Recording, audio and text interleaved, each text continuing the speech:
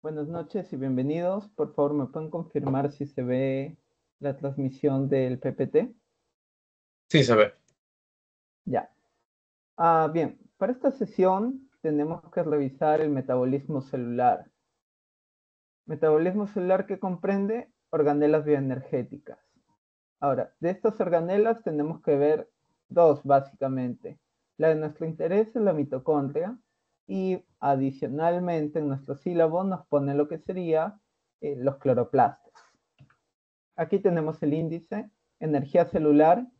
A lo largo de todas estas sesiones, o bueno, desde el inicio de seminarios o prácticas, les han mencionado el ATP, el ATP. Aquí vamos a ver qué es, finalmente.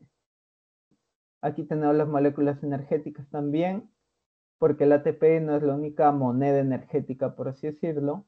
Las mitocondrias y los cloroplastos. A ver. Entonces, aquí tenemos. Este gráfico les dice, es del CARP, les dice básicamente todos los procesos involucrados. Nuestra fuente de energía primaria, entre comillas, o la de más fácil acceso es la glucosa. Si alguien les dice que, digamos, de las grasas o de las proteínas, o en este caso aminoácidos, se puede obtener energía, es válido. Es completamente válido porque hay muchos mecanismos implicados. Pero si nosotros ingerimos algo con glucosa o algún azúcar similar, va a ir a la glucólisis. Tal vez entre antes o después de ciertos procesos, pero siempre va a ir a la glucólisis. Aquí lo que nos importa es este punto de partida, el piruvato. Piruvato o ácido pirúvico se lo toma a veces como sinónimo. De hecho, solo hay una leve diferencia por allí, química, pero piruvato, ácido pirúvico, es válido. Y lo que vemos aquí es la mitocondria. Ahora, ¿qué nos interesa la mitocondria? Aquí, el famoso ciclo de Krebs, o ciclo de los ácidos cítricos, o los sinónimos. Básicamente el piruvato se convierte en acetil-CoA y va a ir al ciclo de Krebs para luego desembocar en la cadena transportadora de electrones. Si ven esta secuencia, glucosa, glucólisis, piruvato, piruvato, acetil-CoA, ciclo de Krebs, cadena transportadora de electrones, y aquí vemos todo el ATP saliendo. Estos de aquí. Este es el resumen o a gran escala. Ahora, ¿qué debemos entender de esto? Que básicamente para su formación ahora mismo tienen que conocer los productos o cómo es que sucede esto. Si quieren, si digamos, se quieren memorizar todas las enzimas y demás, lo pueden hacer, son libres de hacerlo. Sin embargo, hay otros cursos más adelante como bioquímica donde se ahonda en esto. Por ello, les doy el disclaimer o el aviso de una vez. Si quieren saber todas las enzimas del ciclo de Krebs, se lo pueden memorizar. Pero no es algo que se los vayan a preguntar. De hecho, ni siquiera en bioquímica me lo preguntaron. Entonces, las fuentes ricas en energía son azúcares, grasas y proteínas. Bien, ahora, ¿cómo se produce la energía? La respuesta es oxidación. ¿Qué es la oxidación? Una reacción química en la que los electrones, aquí, esto de aquí, la E- es electrones, P más protones, se transfieren de una molécula a otra. Es decir, estos electrones van a ser intercambiados entre moléculas.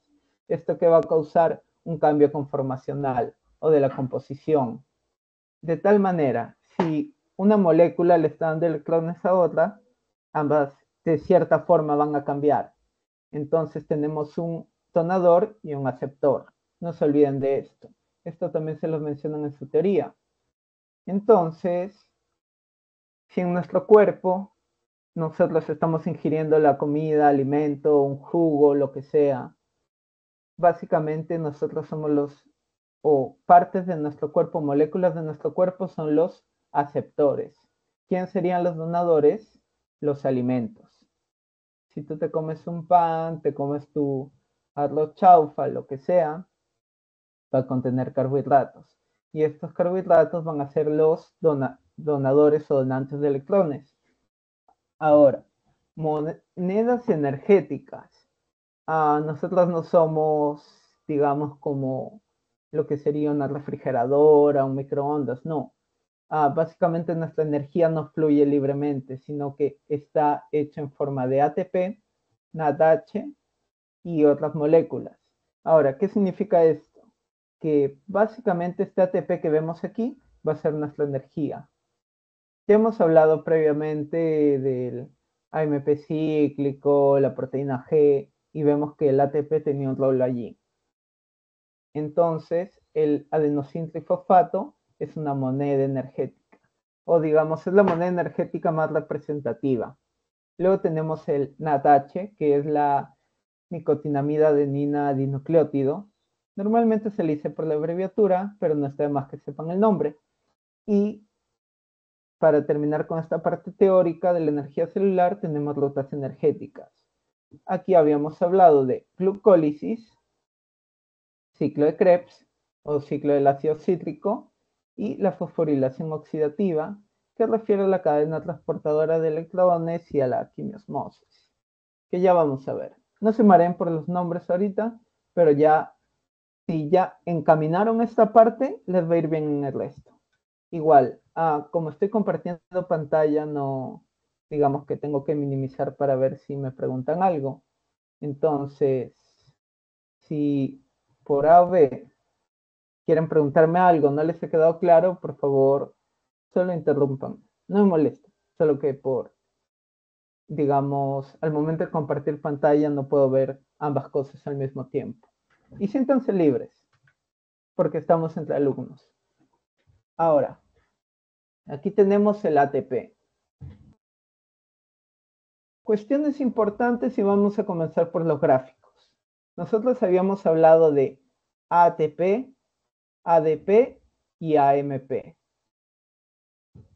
Para, digamos, resumir esto, A de adenosina, la T, la P y la M hacen diferencia a un número. La T significa tri, o sea, res. La D significa 2 y la M significa 1. Entonces, si nosotros decimos adenosina trifosfato, estamos diciendo que nuestra molécula tiene, en este caso, la base nitrogenada, la adenina, la ribosa y tres fosfatos. Si decimos ADP, estamos hablando de dos fosfatos y de AMP de un solo fosfato. Entonces, recuerden, mono 1, di 2 y ri es 3. Ahora, ¿qué importa de esto? Que estos enlaces que vemos aquí, que son los fosfonirrido, son los enlaces de alta energía.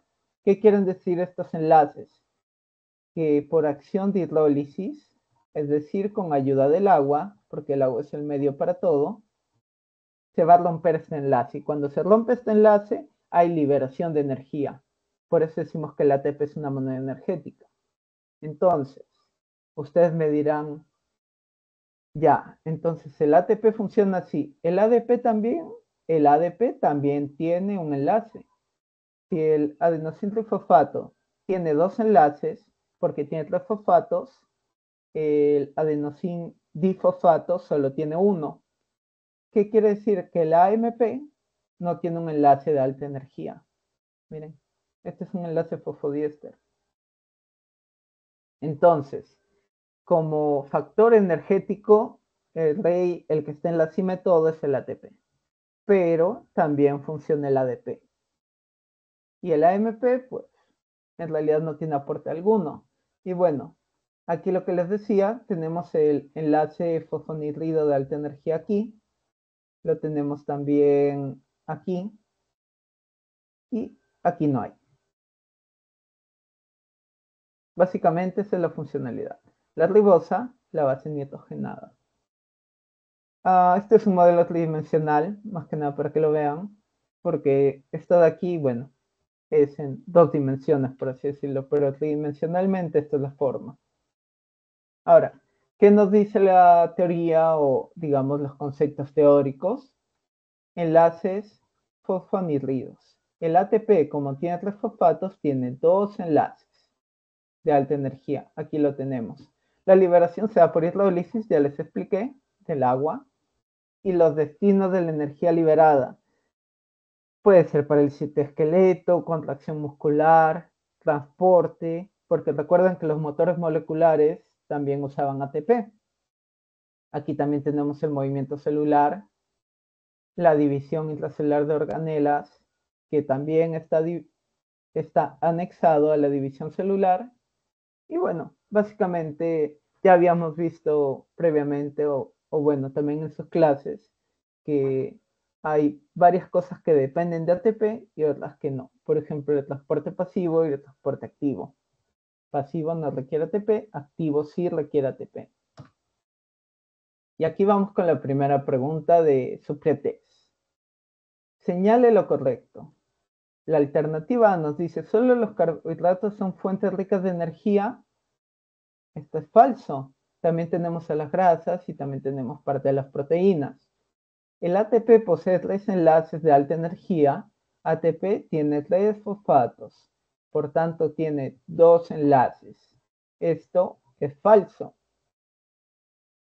La glucólisis se da en la mitocondria. Para los observadores, aquí se los dejé, que tenemos la membrana plasmática, tenemos la glucólisis en el citoplasma y el ciclo de Krebs y la fosforilación oxidativa, donde se da en la mitocondria. Entonces, la glucólisis en la mitocondria, esta de acá siempre la preguntan los profesores en seminario o pregunta al aire. Y por ahí siempre uno cae. Así que tengan cuidado. ¿Cuál sería la respuesta? Ninguna es correcta.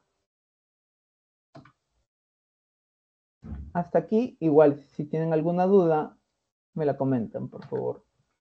Ahora, mitocondrias. Ya hablamos que allí no sucede la glucólisis, pero hay que entender un poco su funcionalidad. Vamos a comenzar desde los gráficos. Primero, en la teoría endosimbiótica se hablaba de las cianobacterias, su existencia con otras células y demás. Básicamente las mitocondrias apoyan todo este concepto. ¿Por qué? Primero, ADN mitocondrial. Las mitocondrias tienen su propio ADN. Además de esto, si nos damos cuenta, tiene una membrana externa y una membrana interna. ¿Qué más tiene? Ribosomas. Es decir, esta mitocondria contiene o tiene genes, los cuales se van a sintetizar dentro de la mitocondria, como si fuera una unidad celular aparte, entre comillas. Porque ¿qué otra organela tiene ribosomas para sus propias proteínas? En realidad, ninguna. Cuando hablamos de matriz, esto es, por así decirlo, como si fuese el espacio central. No es un núcleo propiamente, pero si se dan cuenta es todo lo del medio. Lo más interno es la matriz. ¿Qué ocurre en la matriz? El ciclo de Krebs. Lo voy a poner como el ciclo de Krebs. Aquí, disculpen la letra.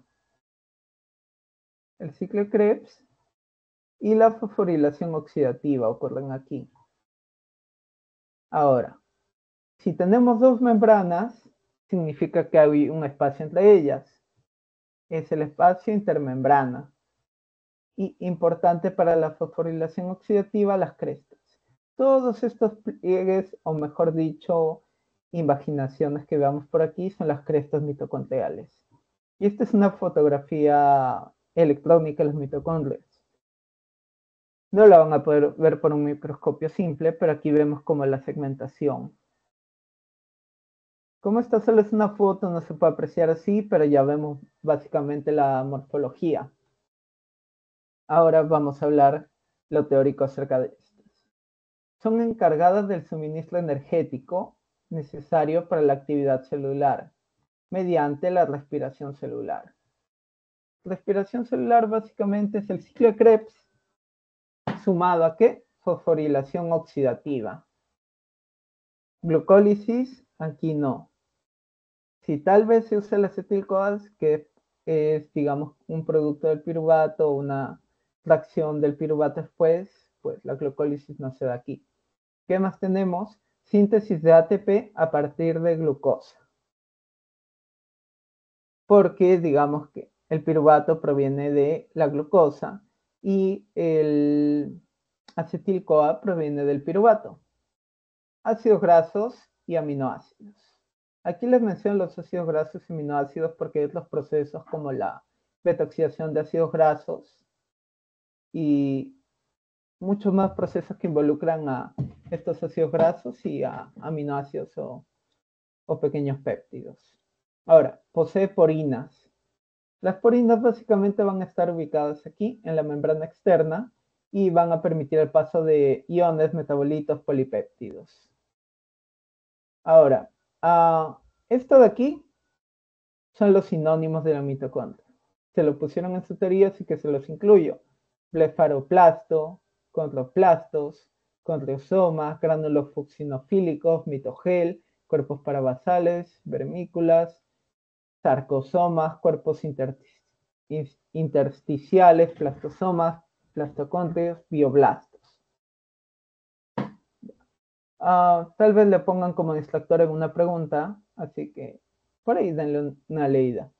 Además de esto, se dice que poseen un sistema propio de genético, como les decía, el ADN mitocondrial. Si hablamos de propiamente las mitocondrias, las tenemos en eucariotas. Las mitocondrias como tal son de los eucariotas, no de los procariotas, porque los procariotas recuerdan que no tenían organelas. Esto está presente en hongos, animales y plantas. Y una célula puede tener hasta 1000 mitocondrias. Aquí lo tenemos, 1000 por célula. Y básicamente estas son el 25% del volumen, o sea, un cuarto del volumen de la célula son estas mitocondrias, que son necesarias para la generación de energía. ¿Cómo se llama el conjunto de mitocondrias? Condrioma celular. Aquí lo tenemos. Y como ya les dije o ya les estaba explicando, tenemos membrana externa, espacio intermembranoso, aquí lo tenemos de afuera hacia adentro, membrana externa, espacio intermembranoso, membrana interna y matriz mitocondrial. Ese sería el orden. Luego de esta explicación, tienen que entender unos puntos claves, su composición y funciones. Esto de aquí sí lo preguntan, así que se los he incluido aquí. La membrana externa, al igual que la interna, son bicapas lipídicas. Y si hablamos de la externa, es mitad y mitad. 50% lípidos, 50% proteínas. Aquí debía decir proteínas, disculpen. Son permeables a iones y moléculas de 5 kilodaltons, es decir, algo mayor a 5000 daltons o 5 kilodaltons no va a pasar. Este es su límite, su tope. Hasta aquí en la membrana externa, como les dije, habían porinas. Entonces, en esta bicapa sí van a pasar las cosas. Sí se van a difundir con estas limitaciones. Sin embargo, si hablamos de la membrana interna, es altamente selectiva. Es decir, no van a pasar iones. Si un ion quiere pasar la membrana interna, no va a poder.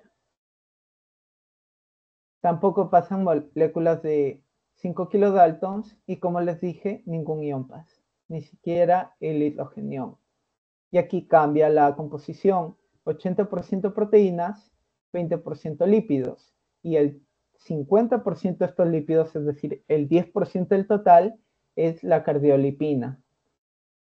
Algo adicional de esto, pues como ya les mencioné, miren aquí, los transportadores de cadena de electrones, transportadores de membrana que también hay, translocasa ADP-ATP, todavía no se mareen con esto, ya se los voy a explicar. La ATP sintasa. Aquí les quiero dejar como una acotación. Cuando les hablen de una enzima o un complejo que se llame sintasa, como este de aquí, sintasa, significa que no usa ATP. En cambio, si les dicen sintetasa, disculpen.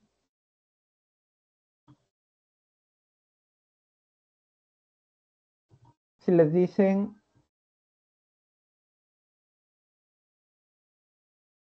sintetasa,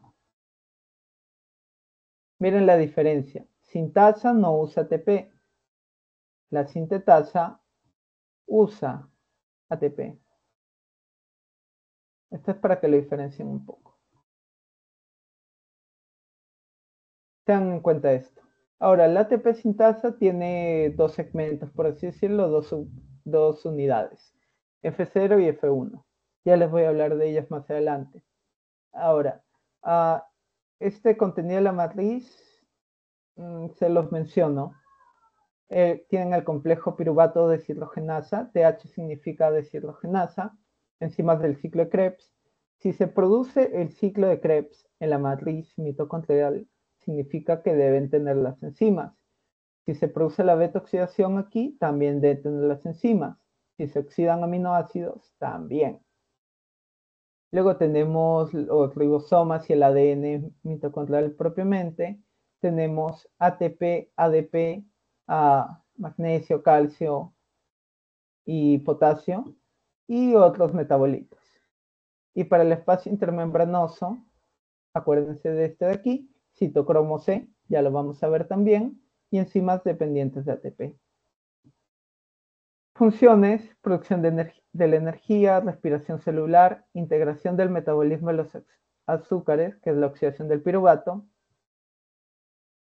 Básicamente, en todas las células nucleadas, salvo los eritrocitos, va a haber una continuación de la glicólisis. Ahora les menciono los eritrocitos de pasada porque estas células, los glóbulos rojos, no tienen mitocondrias y tampoco tienen núcleo, así que no hacen ciclo de Krebs. Metabolismo ácidos grasos y esteroides, metabolismo aminoácidos. Aquí tiene otro nombre, ciclo de los ácidos tricarboxílicos, o sea, ciclo de Krebs, fosforilación oxidativa y termogénesis también. Y ahora la explicación del ADN mitocondrial. Acuérdense de esto, estamos viendo que es de forma circular, aquí lo tenemos, bicatenaria, es decir, son dos cadenas. Se hace esta aclaración más que nada porque, digamos que en ciertos virus, por así decirlo, existe el ADN monocatenario. Entonces, siempre es bueno especificar qué tipo de ADN es. Si es el ADN mitocondrial, es bicatenario, es cerrado y no tiene extremos. Es decir, este ADN es completamente circular. No es, digamos, como que un ADN suelto con dos hebras. Vamos a dibujarlo así. No es como un ADN suelto de esta manera. No, es circular. Acuérdense de esto. Y un poco de números. La idea no es memorizarlo, porque digamos, no es de tanta utilidad, pero se los menciono. 16.569 pares de bases que codifican 13 proteínas mitocondriales y algunos RN. Ahora, posee cadena pesada y cadena ligera. Cadena pesada, que es H de heavy, significa pesada, pesada.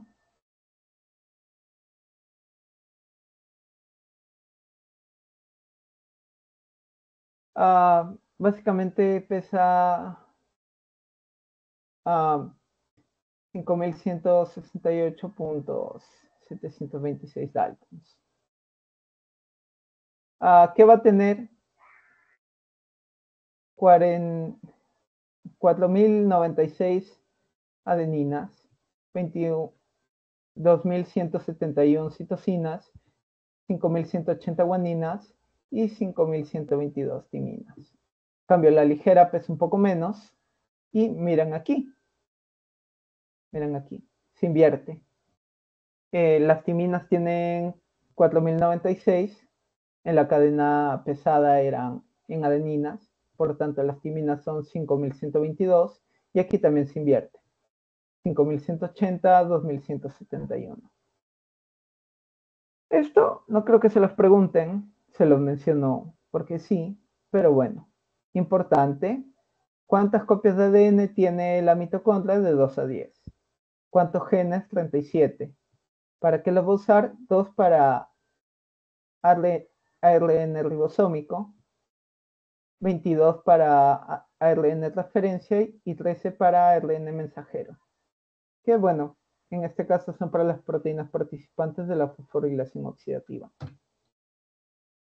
Y hasta aquí es lo pesado de lo teórico. El resto es cuesta abajo.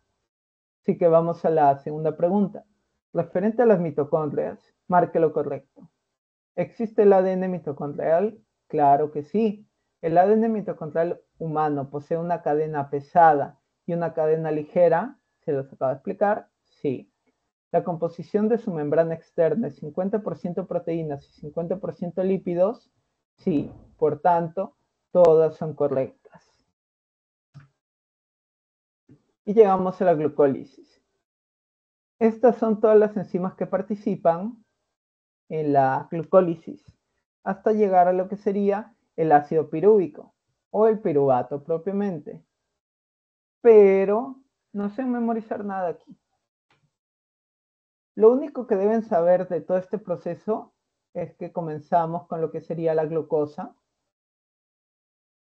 y terminamos en piruvato. En este caso, ¿por qué dice 2?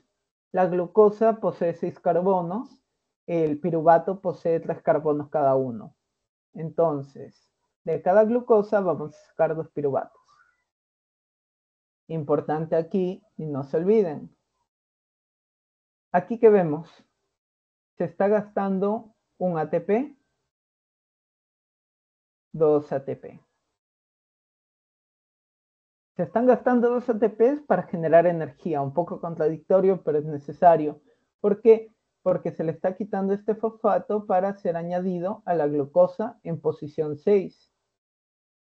Y luego a la fructosa 6-fosfato se le pone el carbono 1. No se memoricen esto, solo les explico como para que lo tengan con un poco de lógica. Entonces este ATP pasa a ADP. Pero supuestamente la glucosa sirve para el ATP, sí, pero aquí viene lo importante. Aquí, justamente, o digamos que hasta aquí, es como una fase de inversión. Básicamente estamos invirtiendo para que esta glucosa se vaya intercambiando en productos que nos puedan dar ATP.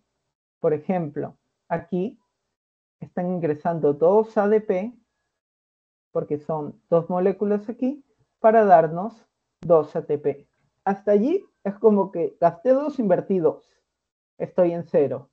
¿Qué debo hacer para ganar? Aquí tenemos 2 ADPs, nos lleva a 2 ATPs. De tal manera, como vemos aquí, ganancia neta 2 ATP. ¿Por qué? Porque genera 4, pero gasta 2. 4 menos 2, 2. Ahora, ¿cuál es la ganancia neta del ciclo de Krebs? En este caso, sus 2 ATPs y sus 2 moléculas de NADH. Como ya les expliqué, 6 carbón, una glucosa, 2 piruvatos. Y bueno, el significado de glucólisis básicamente es división o degradación del azúcar. Y son 10 reacciones. Lo único que deben saber es que son 10 reacciones, nada más. 10 reacciones, se invierte 2 ATP o se gasta 2 ATP, se genera 4, la ganancia es 2. Y bueno, algunos libros refieren esto como 2 piruvatos, 2 ATP, 4 hidrógenos, pero para su teoría también se producen 2 moléculas de NADH, solo que no están en este gráfico. Y este sería el paso a la glucólisis. Y como vemos aquí, tenemos NAD que se va a convertir en NADH cruzando la glucólisis. Y hasta aquí es la glucólisis. no se mareen. Solo recuerden las ganancias netas, la cantidad de reacciones y ya está. Bueno, aquí ya estamos en el ciclo del ácido cítrico, ciclo de Krebs. Todo esto de aquí, miren, incluso las enzimas están puestas aquí, no las necesitan saber. Lo que necesitan saber, lo que necesitan memorizarse o entender son las ganancias. ¿Cuántas reacciones son? 8. Son 8. Si son 8, son 8 enzimas diferentes. ¿Cuál va a ser la ganancia? ¿Qué va a generar? 3 moléculas de NAT. De hecho, las podemos buscar en el gráfico. Acá tenemos un NAT, acá tenemos 2 NAT y por aquí tenemos 3 NAT. Hasta allí es la primera ganancia. Segunda ganancia, FAT-H2. ¿Cómo ubicamos el FAT-H2? Aquí vemos un FAT y acá el FAT-H2. Y bueno, la ganancia de electrones básicamente es reducir. Se puede llamar FAT reducido, NAT reducido, pero lo importante es que sepan cuál es la ganancia. Aquí lo tenemos. Y luego tenemos GTP. Ahora, GTP, guanina trifosfato, de GDP pasó a GTP. Exactamente cuando el succinil-CoA se convirtió en succinato. GTP. Nadie seguro les ha dicho GTP o tal vez se menciona en clases anteriores, pero un GTP es básicamente como si fuese un ATP. Es el equivalente. Entonces, ¿cuáles serían las ganancias, por así decirlo?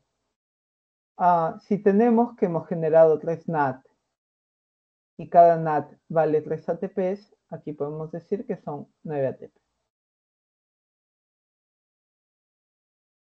Y cada FAT son 2 moléculas de ATP, entonces acá tenemos 2 ATP. Más este GTP que es un ATP. Uy, me faltó la A aquí. Vamos a poner aquí. Entonces, esto de aquí se los comento porque más que nada se lo ponen a su teoría. Su ganancia, lo que ustedes deben saber, es esto de aquí. Y lo ven en el gráfico.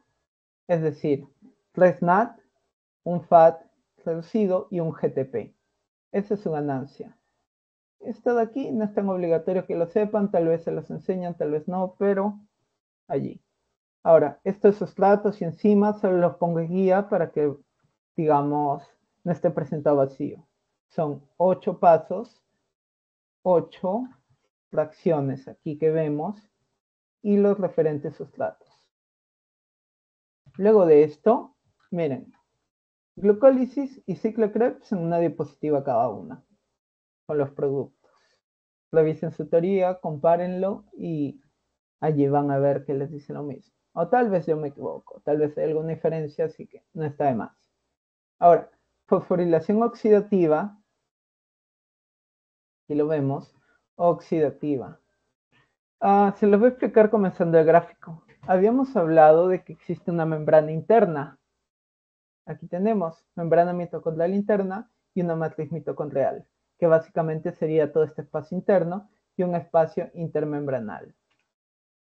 Habíamos dicho que por la membrana interna no pasaba casi nada. Y aquí lo vemos reflejado. Tenemos varios hidrogeniones por aquí y ninguno pasa. Todos básicamente están saliendo. Ahora, ¿cómo va a funcionar todo esto? Les voy a dar la explicación, digamos, lenta y pausada. Nosotros teníamos NADH y FADH. 2. Este NAT y este FAT eran productos de la glucólisis, como también lo serían del ciclo de Krebs. Aquí lo tenemos. Entonces, este NADH básicamente va a pasar por un complejo llamado el complejo 1. Aquí lo tenemos, la NAD deshidrogenasa, o NADH quinona óxido reductasa. cualquier nombre es válido, hasta incluso si no sabes el nombre con que lo identifiques como complejo 1, ya vas bien. ¿Qué va a recibir? O digamos, el NADH por dónde va a pasar, por el complejo 1. Y básicamente lo que va a hacer es escindir esta molécula de hidrógeno en un protón, que aquí lo vemos, y un electrón. El electrón va a ser cedido ¿a qué? A la coenzima Q. Esta Q que ven aquí es un transportador. Ya habíamos dicho que dentro de la mitocondria hay transportadores. La coenzima Q es parte de uno de ellos. Exactamente está en la membrana mitocondrial. Ahora, si les preguntan, o bueno, yo lo aprendí así, este complejo 1 es, digamos que acepta NADH porque NADH tiene más energía. Y aquí lo vemos un poco. NADH 3 ATP, FADH 2 ATP. En cambio, el FADH2 posee menos energía y no puede pasar a lo que sería el complejo 1. Va a pasar al complejo 2 y de tal manera va a ceder electrones a la coenzima Q. Y aquí, diferencia primordial y que no se deben olvidar. Todos estos complejos están bombeando electrones. -1. ¿Quién es este? El de aquí. Este de aquí no bombea electrones al espacio intermembranal, intermembranoso. Pero tanto 1 y 2 le van a hacer los electrones a la coenzima Q. La coenzima Q lo va a llevar al complejo 3. El complejo 3 va a bombear otro protón, que sería el hidrogenión, y de tal manera va a llegar al citocromo C. ¿Dónde se ubica el citocromo C? Este transportador de electrones está en el espacio intermembranal. Entonces, este citocromo C lo que va a hacer es darle los electrones al complejo 4. El complejo 3 es el citocromo BC1 y el complejo 4 es el citocromo C oxidasa. Aquí lo tenemos. Va a bombear electrones y al final estos electrones van a ser, digamos, retirados, entre comillas, a la matriz. Pero, importante aquí. Aquí lo que estamos viendo, toda esta secuencia de aquí, es una gradiente de electrones que va a ir en base a niveles de energía, de mayor a menor. Y se acuerdan que existía la gradiente de presiones. Todos estos hidrogeniones están aumentando. Entonces, si estos están aumentando, significa que hay más hidrogeniones en el espacio intermembranal que en la matriz. Hasta aquí quiero que me digan si les quedó claro, si tienen alguna duda, consulte lo que expliqué, porque si ya entendieron, aunque sea más o menos, o digamos, ya entienden la secuencia, lo que viene es sencillísimo. Así que vamos a lo teórico. Primero, el transporte de electrones es catalizado por varios complejos proteicos. Aquí ya los vimos. Que ¿dónde están? En la membrana interna mitocondrial. Aquí se lo señalo. Transfieren electrones procedentes de NADH y FADH2. Ya lo vimos. Y los electrones viajan por los complejos y se genera una gradiente de protones. También se los expliqué aquí. La gradiente es utilizada para generar ATP. ¿Cómo? Ya se los voy a explicar. Cada 3 moléculas de ATP son generadas por cada electrón que viaja en la cadena transportadora de electrones. Importante, y para seguir con la explicación, es que básicamente el complejo 1 oxida NAD a NADH. Si hablamos de reducción básicamente es dar un hidrógeno. Si hablamos de oxidar, estamos hablando de dar un oxígeno o, digamos, ceder un oxígeno a una molécula o en cuyo caso también es quitar un hidrógeno. Entonces, si estamos quitando este hidrogenión, estamos oxidando. En el complejo 1 se menciona que se tiene el FMN, que es el flavin mononucleótido, que es un grupo prostético, es decir, un azúcar. Y 8 cúmulos o centros hierro-azufre. Esto es más que nada teórico, se los incluí porque está en su teoría. El complejo 2 transfiere los electrones del succinato al FAT. Ahora, importante, aquí tenemos que dice succinato deshidrogenasa. Este sí creo que se lo deben grabar. Miren, ¿se acuerdan que habían 8 enzimas en el ciclo de Krebs? Miren la sexta, succinato deshidrogenasa. Esta es la única enzima o complejo proteico que va a estar en el ciclo de Krebs y va a estar presente en la fosforilación oxidativa. No se olviden de eso. Entonces, va a transferir los electrones del succinato en la reacción que veíamos aquí, del succinato al FAT. Esta es la primera parte. Y luego de esto, los va a transferir a la ubiquinona, como veíamos aquí. Básicamente, es una secuencia, pero es importante que sepan que este succinato deshidrogenasa está presente en dos reacciones. Luego la coenzima Q o ubiquinona, que la teníamos aquí, básicamente transfiere los electrones, 2 electrones y 2 protones al complejo 3, que lo teníamos aquí. Luego de esto, en el complejo 3 transfiere electrones desde la ubiquinona al citocromo C, aquí lo veíamos, ubiquinona al citocromo C. El complejo 3, si bien se puede llamar Q-citocromo, C óxido reductasa o citocromo BC1, va a tener dos citocromos básicamente, el B y el C1. Por eso se le dice citocromo BC1. Y dos sitios de unión a ubiquinona, que es el Q0 y el QI.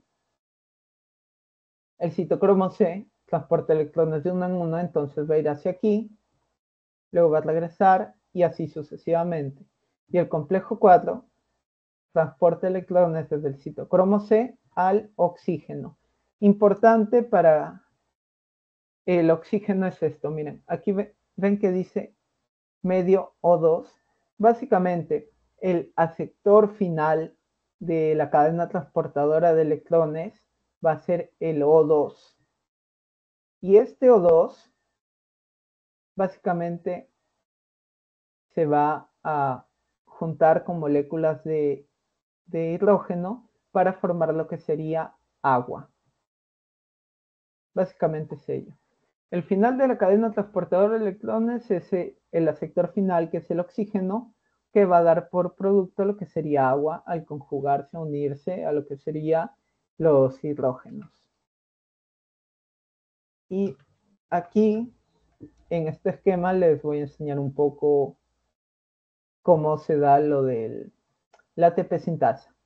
Hasta aquí, como ya les dije, O2, aceptor de electrones, y va a terminar en H2O. Es decir, cada oxígeno va a recibir 2 moléculas de hidrógeno y se va a formar agua. Ahora, importante esta flecha de aquí.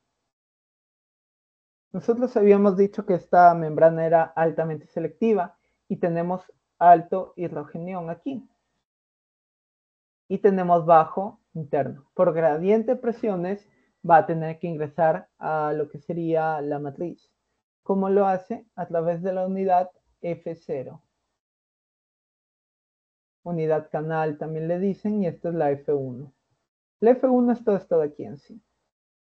Esta es la unidad catalítica. Va a catalizar, es decir, va a generar el ATP. Ahora, importante es que entiendan que cuando las moléculas de hidrógeno pasen por aquí, básicamente va a ocurrir como un giro de tuerca. Va a ir girando, girando, girando y se va a producir el ATP. ¿Cómo? Ya se los voy a explicar ahora, pero esta es la secuencia. O sea, si no existe la cadena transportadora de electrones, no puede haber el gradiente. Sin el gradiente no generamos ATP, entonces no tenemos energía. Y bueno, este es un esquema del CARP. En el caso del CARP pone un poco en desorden los complejos. O bueno, en otro orden, discúlpenme. Entonces, es lo mismo. El citocromo C transportando, la ubiquinona o coenzima Q, el NADH, y aquí lo ponen como el succinato del fumarato, alfat, luego las unidades, y al final, como les dije, el O2. No hay nada más que decir. Y bueno, fuera de esto, estos son datos más que nada de las subunidades, pero recuerden que estos de aquí son sintetizados a través del ADN mitocondrial y los ribosomas y demás. Es decir, no hay una exportación del retículo endoplasmático de estas proteínas para la mitocondria. Aquí también otro esquema, básicamente bastantes protones, y estos protones van a terminar ingresando y alterando la conformación del ATP sintasa que no requiere ATP, forma ATP. Y los sustratos reducidos, como les dije, si tiene hidrogenión son reducidos, básicamente el NADH y el FATH2. Y aquí la formación del agua, como vemos.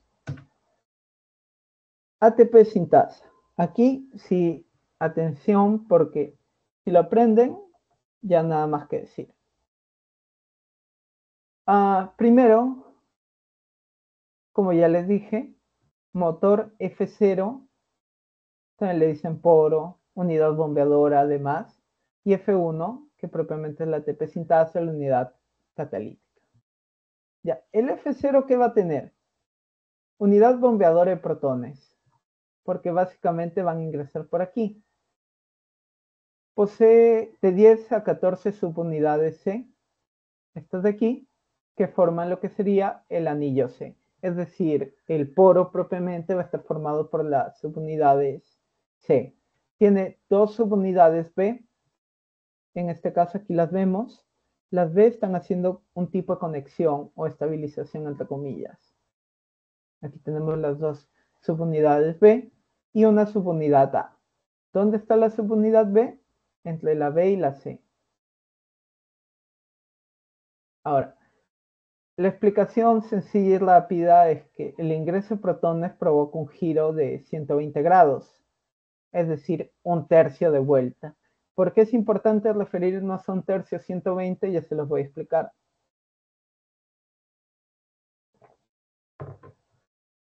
120 grados en la subunidad gamma. Este simbolito de aquí es gamma. Aquí lo vemos.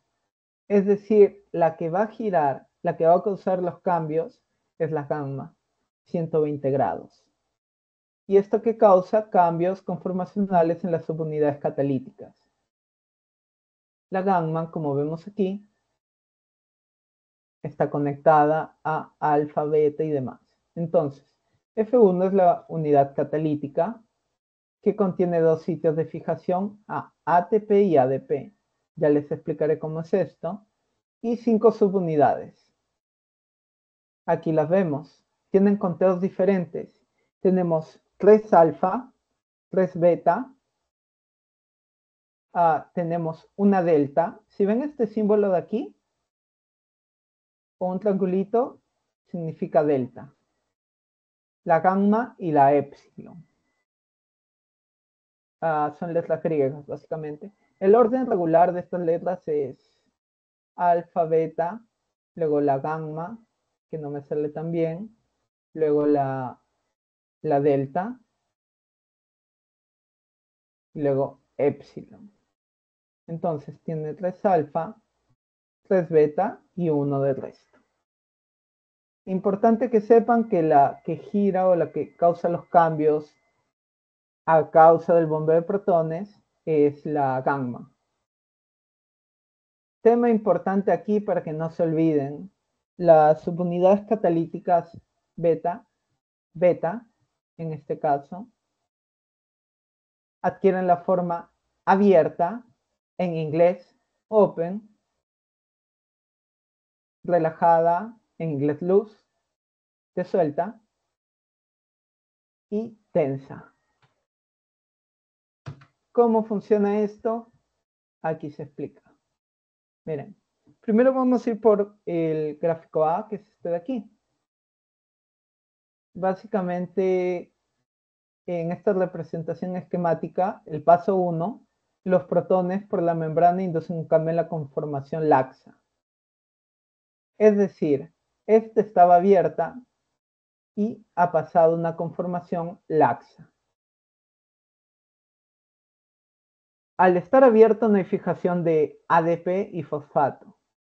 Es decir, el objetivo de esto es que el ADP se sume al fosfato para tener ATP. Entonces, en la formación laxa sí se van a unir. Aquí dice que se unen con soltura.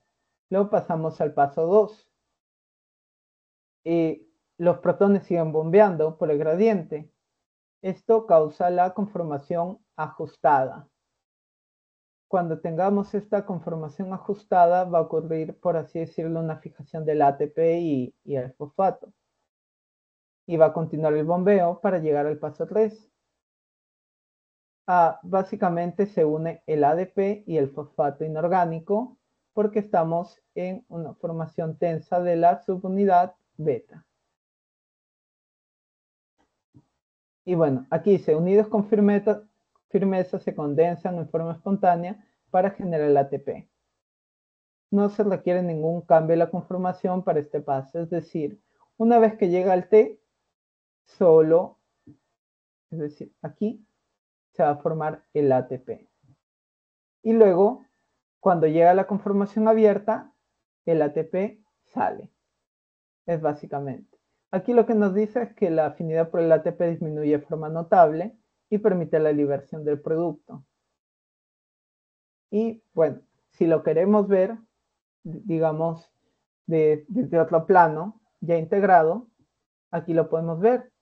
Decíamos que eran 3 unidades beta. Aquí habíamos visto solo una, entonces tenemos aquí la O, la T y la L. La O sin nada va a cambiar a L, va a haber fijación. La que estaba en tensa va a liberar su ATP. La que estaba laxa lo va a pasar a una configuración tensa. Y así va a ir como girando y girando. ¿Por qué? Porque tenemos a gamma al medio que va a dar las rotaciones. Y así sucesivamente, miren. La laxa se va a cambiar a tensa. Luego, si hablamos de la tensa propiamente, va a generar el ATP, se va a convertir en abierta, va a liberar el ATP y así sucesivamente. Esa es la magia del ATP sintasa. Más que nada es ello. Entonces, 3 beta que giran en torno a gamma. Hasta aquí, ¿alguna duda o consulta que tengan? Me avisan, por favor, ¿sí? Si no, continuamos. Tercera pregunta de su pretest. Nos dice, marque lo correcto referente a la ATP sintasa. ATP sintasa. Lo que les mencioné ingresando, como dirían de cajón, no requiere ATP. Tal vez te puedan decir que necesita del gradiente de presión de hidrógeno, ¿no? Pero fuera de ello, no necesita ATP. Tal vez necesita ADP y fosfato, pero ATP no. Posee 3 subunidades, una catalítica y 2 bombeadoras. Habíamos dicho que era una y una. Esto no va. Y para que quede un poco claro, la bombeadora usa sus subunidades como letras, ABC. En cambio, la catalítica tiene 5 subunidades que son alfa, beta, gamma, delta y epsilon. Luego nos dice, la subunidad Y, esta Y diferente gamma, es afectada por el ingreso de protones, dando lugar a cambios conformacionales de las subunidades catalíticas. ¿Sí? ¿Todas son correctas? No. La respuesta es la C. Cuarta pregunta, porque esto de acá sí lo preguntan y si viene, así que fosforilación oxidativa marca el enunciado correcto. El complejo 2 participa en la fosforilación oxidativa y el ciclo de Krebs. El complejo 2 era la succinato deshidrogenasa, si no me equivoco, me acabo de olvidar. Sí, succinato deshidrogenasa, aquí lo tenemos. Entonces nos preguntan, ¿participa en la fosforilación oxidativa del ciclo de Krebs? Verdadero. ¿Existen 5 complejos en la cadena transportadora de electrones? Complejos hay 4, transportadores hay 2. Pero 5 complejos, no. Esto de aquí es falso. El aceptor final de los electrones es el O2. Sí, entonces A y C son correctas.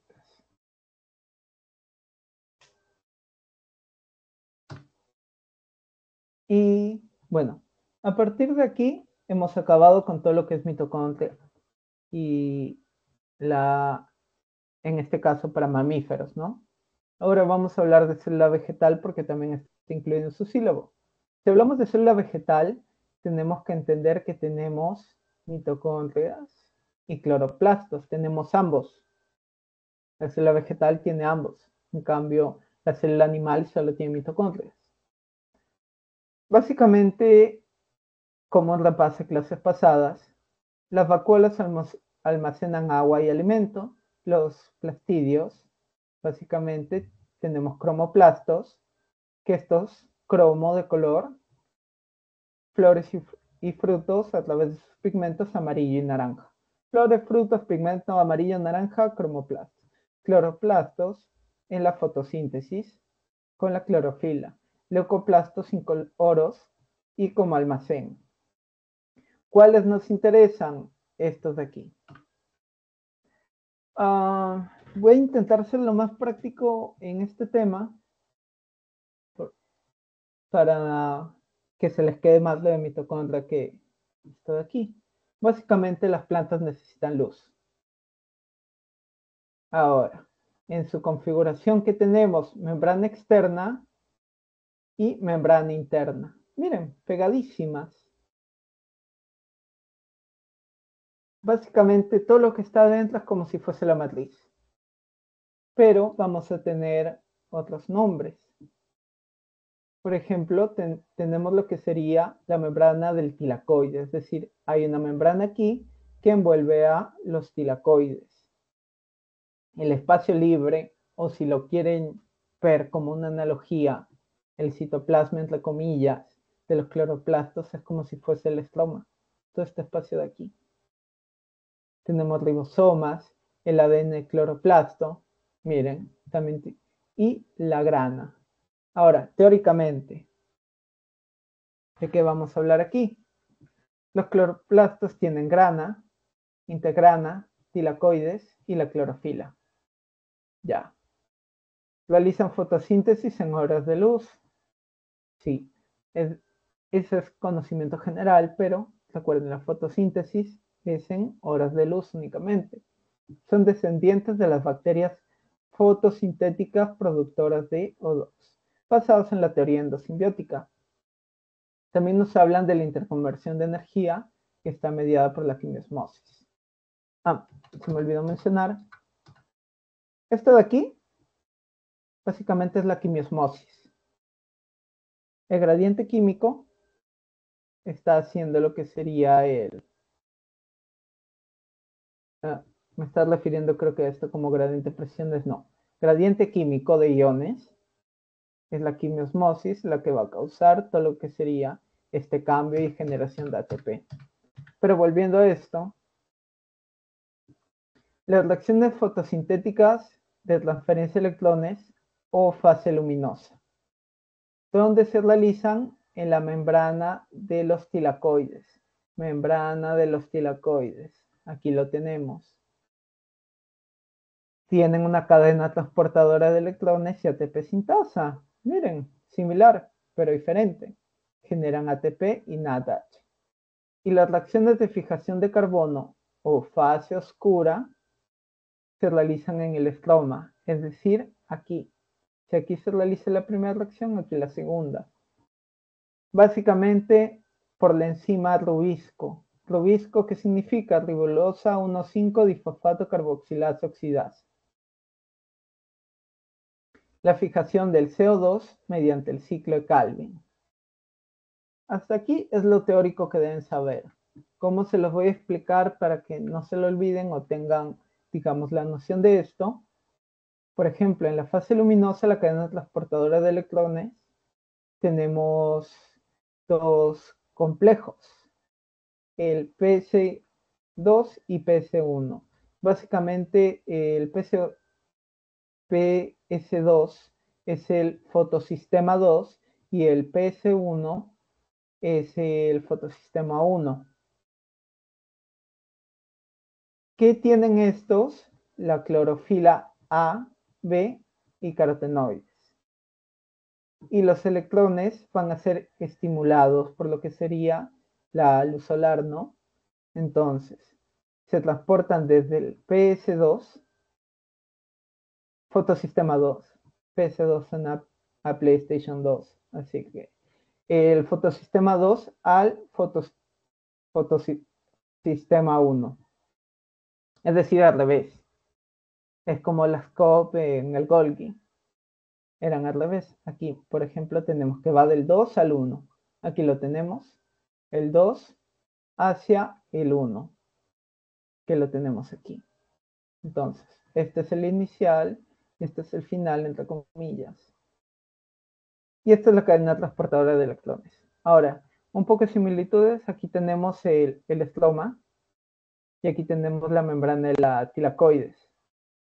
Tenemos el complejo 2, el citocromo B6F, que es un transportador, y tenemos el fotosistema 1. Aquí como que se tuerce un poco la situación para entenderlo, pero, por ejemplo, tenemos que los protones son bombeados a la luz tilacoidal, no al estroma.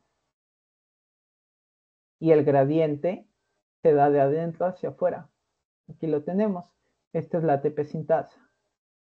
Fosfato más ADP da ATP. Y los electrones básicamente salen al estroma. Los hidrogeniones, discúlpenme. Y aquí, por ejemplo, tenemos al NAT. Y, bueno, básicamente que va a ser generado por esta cadena transportadora de electrones que ahora lo vamos a ver por estos pasos. Me ceñí bastante a su teoría para este caso para, digamos, no dejar una ambigüedad o algo parecido. Ya expliqué esto, así que vamos a ver los pasos.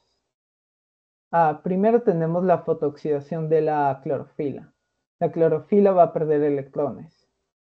Ese es el primer paso. Luego tenemos la fotorreducción del NADP.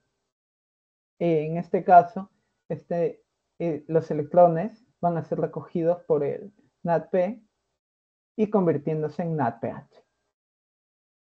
Y este NADPH aquí muere. O sea, en la fase luminosa ya no tiene nada que ver. ¿A dónde se va a ir? A la fase oscura.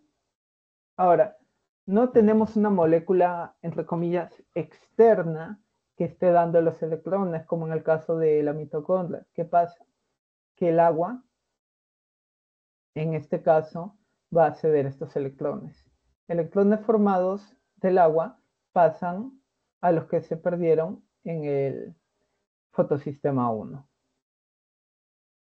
Y bueno, aquí interviene la proteína Z, la reacción de Hill y demás. Y en la fotofosforilación, el citocromo B6F bombea los protones. Aquí tenemos que va a bombear los protones al espacio interior tilacoidal, como ya les dije. O sea, el bombeo de protones hacia adentro para formar el ATP, que el ATP va a estar aquí. Básicamente estos electrones van a salir y se va a generar el ATP. Y bueno, por cada molécula de agua, es decir, por cada H2O utilizado, aquí como vemos en la fotólisis del agua, se van a generar 2 ATP. Y para efectos prácticos, en el flujo cíclico, si les preguntan, se gana un ATP. Entonces la ganancia en la fase luminosa va a ser de 3 ATP más NADPH. Y este NADPH2 va a ir ¿a dónde? A la fase oscura. Y esta es la fase oscura o ciclo de Calvin. Aquí tenemos el rubisco y básicamente se divide en 3 partes. Primero tenemos la fijación del carbono, luego tenemos la reducción y regeneración. Bien. Por ejemplo, aquí en la fijación del carbono tenemos que las moléculas de CO2 van a convertir en esta cadena de carbonos, que es la ribosa, por ejemplo, y luego se va a invertir ATP. Miren, 6 ATP. 6 ATP se van a convertir en 6 ADP, porque esto de aquí además se va a fragmentar parecido, similar a la glucosa en 2 piruvatos, por así decirlo. En este caso en 2 moléculas de 3 carbonos fosfato cada uno. Luego de esto el NADPH se va a oxidar a NADP, es decir, va a perder su hidrogenión. Aquí pasamos a la fase de reducción. Aquí en la fijación del carbono básicamente sucede todo lo de aquí. Luego en la reducción vamos a tener esta pérdida de los hidrogeniones. ¿Para qué? Para reducir en este caso. Esto se va a destinar a la producción de glucosa. Tenemos la glucosa de 3-fosfato reciclada y una regeneración de los ATPs. Para terminar en la ribosa bifosfato. Esa es más que nada la explicación. De cloroplastos, los vegetales preguntan menos, así que he tratado de tocar los puntos más importantes. Porque lo más importante es toda la generación de energía en las mitocondrias. Ahora, última pregunta de la clase y última pregunta del pretest y posttest. Respecto a los cloroplastos, marque la opción correcta. La clorofila se encuentra en el estroma. Había aclarado que no se encuentra en el estroma, se encuentra en la tilacoides. La fase luminosa se realiza en el estroma, tampoco. ¿Dónde se realiza? En la membrana de la tilacoides. El ciclo de Calvin se da en la membrana de los tilacoides, no se da en el estroma. Respuesta, ninguna es correcta. Y con esto llegamos al final de la clase. Por tanto, ¿alguna consulta o duda que tengan para el envío del post-test?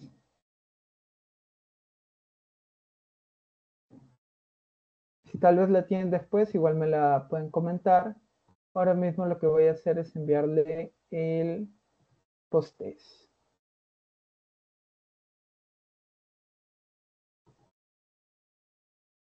Tenemos el post-test.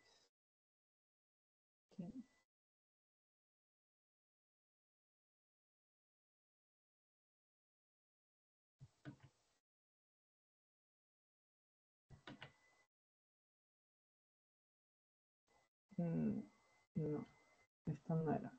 Un momento, chicos. Ahora lo envío.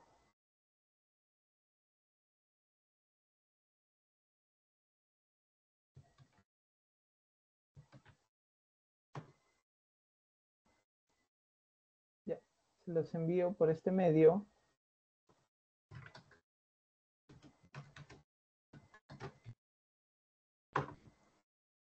Por favor, confírmame si pueden ingresar al post-test.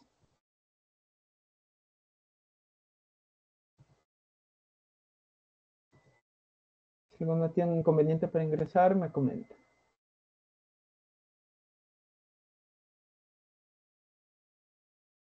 No, buenas noches, disculpa, como que el chat está cerrado acá en... Ya. Lo envío por el grupo de WhatsApp. ¿No puede comentar ninguno en el chat? ¿O no lo pueden ver? No se puede. Tampoco lo pueden ver. No, de WhatsApp sí, pero acá de la reunión no se puede. Ya. Un momento, ahora lo arreglo.